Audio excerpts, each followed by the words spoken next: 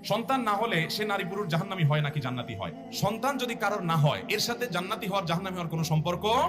আমার দেশে কোনো পুরুষের যদি কোনো মহিলার যদি সন্তান না হয়, এই মহিলাকে এই সমাজের মানুষ মনে করে এই বোধহয় খুব খারাপ মানুষ, এর কপালে সন্তান নাই। এর মতো একটা ফালতু কুসংস্কার আরেকটা আছে কিনা আল্লাহ জানে। আরে ভাই, অনেকের ছেলে মেয়ে হয় কিন্তু অমানুষ, ওর কর্মের কারণে সে জাহান্নামে যাবে। বিধায় কার ছেলে মেয়ে হয়েছে হয় নাই, এর কারণে মানুষের ভালো মানুষ হওয়া খারাপ মানুষ হওয়া জান্নাতি হওয়া জাহান্নামে নির্ভর করে।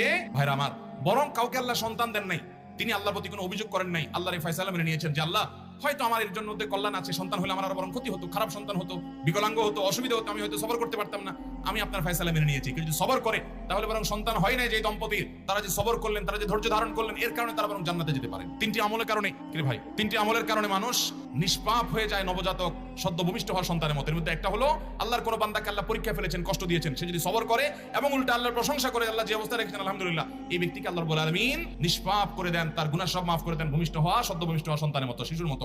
অতএব যদি কারো সন্তান না হওয়ার কারণে তারা এরকম সবর করে, উল্টা তারা বরং জান্নাতে যাওয়ার পথ সুগম হবে।